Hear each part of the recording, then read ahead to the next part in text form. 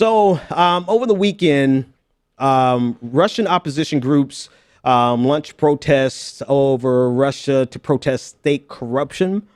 And I want to put an emphasis on state corruption because that's significant in the narrative, and we'll talk about that in momentarily. They had an estimate between 7,000 and 30,000 people who demonstrated in Moscow, and up to 10,000 in St. Petersburg. And they had rallies in about 82 cities in total. 700 people were arrested in Moscow, 34 in St. Petersburg, and between 80 and 100 in other cities, according to ABC News. These are the biggest protests that the country has seen since 2011. Of course, Vladimir Putin condemned them, saying that they are American-backed. So America has some really serious influence there. We can get about 30, 40,000 people to protest on our behalf, but I digress. He's also claiming that they have been they're paid protesters.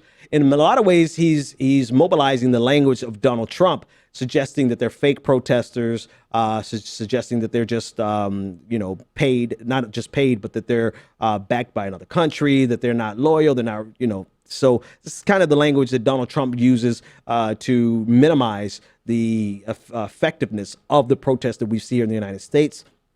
But according to ABC News, the protests were catalyzed by a report by the opposition, which alleged that the Prime Minister, Dmitry Medvedev, had embezzled millions away from the Russian taxpayer in order to fund a lavish lifestyle.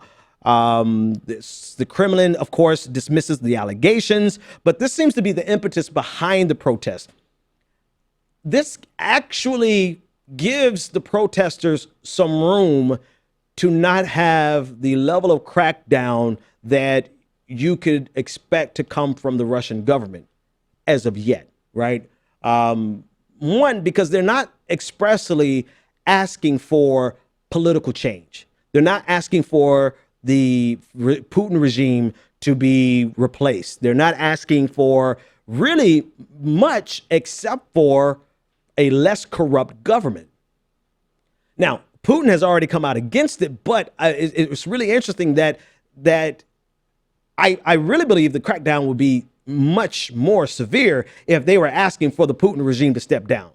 All they're asking for is a less corrupt government. What's concerning is that if these protests evolve, then you will see a massive crackdown. I mean, I believe, and I was listening to NPR, no, it was some station here locally. I'm trying to think. It was Boston Public Radio, actually.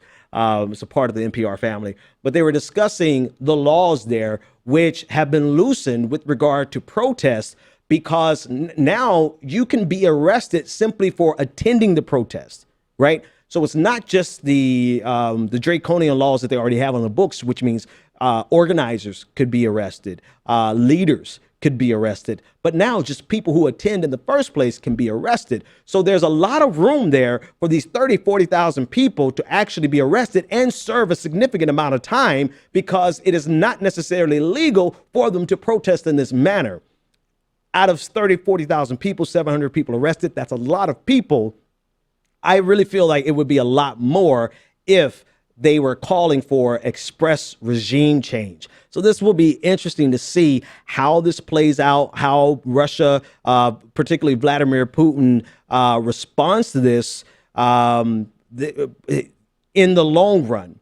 Right now, we see the standard play from the government suggesting that these are people who have been paid and that they have been influenced by the United States. Our State Department got in, the acting spokesperson for the State Department, Mark Toner. He said, quote, "Detaining peaceful protesters, human rights observers, and journalists is an affront to core democratic values. We call on the government of Russia to immediately release all the peaceful protesters. The Russian people, like people everywhere, deserve a government that blah, blah, blah."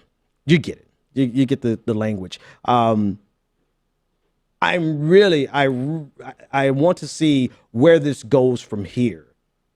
Will the protests be sustained, and will they change what they're demanding from a less corrupt government, which which in actuality, that should be something easily delivered on, even if it's token, right? They can give they can pass legislation that are really nothing more than platitudes to address corruption and kind of pacify the crowds, possibly, potentially. But if this evolves into asking for regime change, for the Putin government to step down, then I'm sure the percentages of people who are arrested will skyrocket in Russia.